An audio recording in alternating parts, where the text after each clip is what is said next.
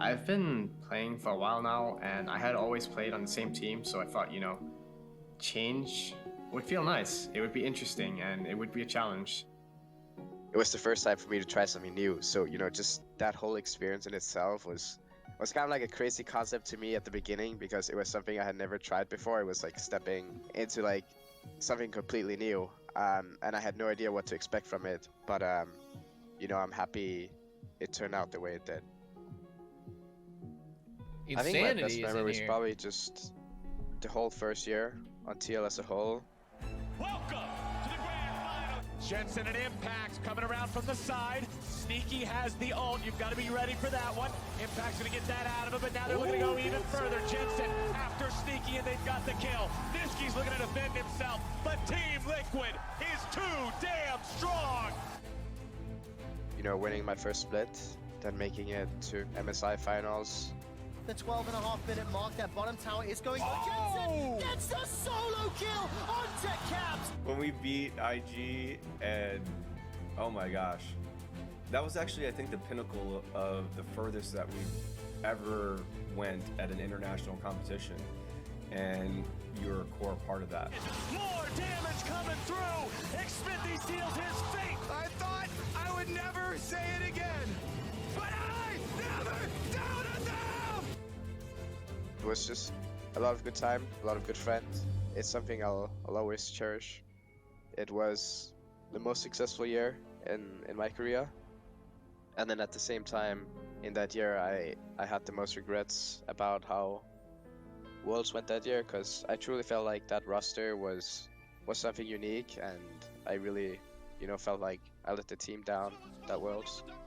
Doesn't quite die. Gets another knockup. Finally, one kill picked up. Teammates not coming in as well. Barely alive and walking away is Bear on the jump in. Can't find it. He goes Doublelift. There's one kill. There's two. Jensen, you have contributed so much to this organization. You're a joy to work with. I've seen you mature over your time here at Team Liquid, and I just wish you the best of luck. Cut the tape. Are we more? Cut it. We have the Azir wall right here. Everyone's trying to funnel around behind it, and they all line up for the soldiers. Jensen demolishes them. But we got to look at the fight as the dunk comes across. Big damage in Jensen. He's going to stay alive. Finds him a double kill and walks. Aurelia, the immortal Aurelia. Holy shit, that fucking E was kind of nasty with it. There's the Quadra. He's going to stay alive. Oh, almost penta. But it's still a team fight one with some heroics from Jensen. Flash forward, that's going to be the gold card. Dash back or safety flash forward again, looking for the real LeBlanc, and they're going to pick the Oh my goodness. Nice. C9 just doesn't stop. They're going for the dive yet again. This time onto Alfari. This time it doesn't work. Blabber is denied. Jensen is here with the swoop. Alfari's still going to be your target, but it still will not matter. Damage, but now that he is 6, of course, Vulcan. Oh my word, the health bar's just gone. What a setup burst. It's been a crazy 3 years with a lot of ups and downs. I don't really have too many regrets. When did they film him about swimming? All the things that have happened. I think the biggest thing that sucks is we got so many second places towards the end, but it is what it is, and I mean it's funny to say in hindsight now that it was not a good year when we got a lot of second places, but we all strive to win, and we weren't able to do it. I haven't actually had a real break from League of Legends before, so I think there's some personal stuff I want to get figured out, and then once we get close to the start of the new season, make it a priority to get back into LCS on a roster where I feel like I can make things happen and achieve what I want. I'm just gonna focus on grinding and making sure I'm in a comfortable spot where if a team needs me, I'll be ready. Of course it was Jensen. Jensen! I honestly, I just don't want people to think I'm getting washed up or anything, I feel like I still have so much more to prove and so much more I want to achieve. Hits one, stuns in the AD carry, burns the stopwatch. They're going to find the kill thanks to Jensen. It's a really cute kick there from Mayo. Realm Warp as well to get them out of that. Faker trying to make it happen! Holy Just in time for the rise ult. This would be Baron if they could track down our Mayo. Tower's still up though. And Realm Warp again, but there, oh no, it happened! Jensen! That didn't click it fast enough! 5 versus 4 now for the side of Clutch Gaming. Impact has not been able to contribute anything. He's already been killed off, but now Clutch Gaming will be cut to pieces! I'm going to wrap this charge back. Just Stunny. Okay, I'm coming. Jensen finds the stun right into the heart of Genji. Ruler gets annihilated.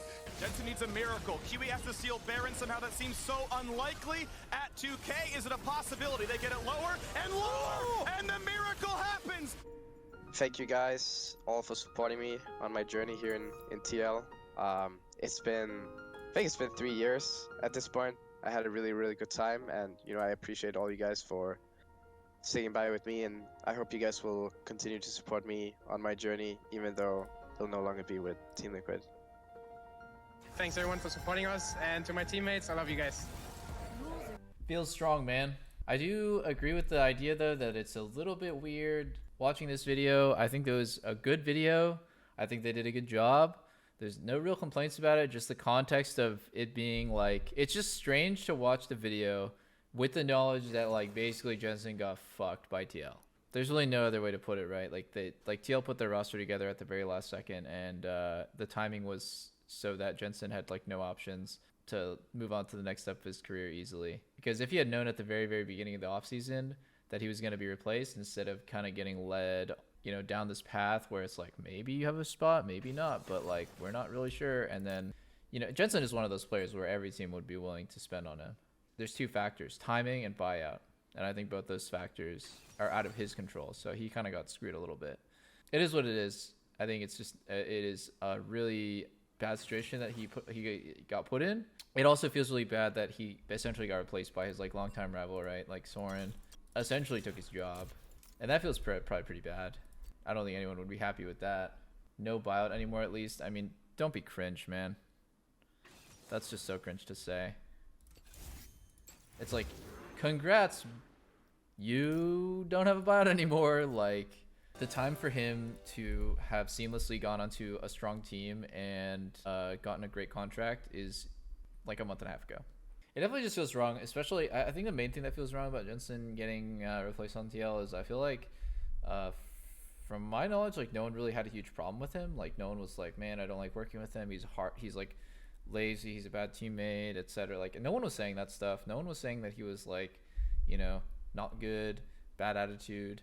From my knowledge, it's like he was one of the best performers, actually. He's generally one of their best performers, especially when it's like a really clutch situation. When they're at Worlds, in really tight, like high pressure situation, Jensen usually performs. It just feels wrong. It feels wrong that somebody who gave so much success and is not really even a problem would get upgraded, quote unquote. Obviously, people on the other side of it is just like, oh, well, if you have a chance to get Bjergsen, why would you not get Bjergsen? But that's just the two sides of it. I just personally, I like them both. I'm obviously closer with Soren, but I totally get Jensen's perspective here, which is like, it feels really wrong. Like everything feels really wrong. It almost feels like anti-karma. I think he's been a great player and a great teammate, and the fact that he's in this situation now, it feels wrong. And like, it feels bad that TL put him in that position, because really, guys, they kind of did, right? Like, I'm not saying like they're super evil or anything, but they did put him in this position where you couldn't find a team, because well, a lot of reasons.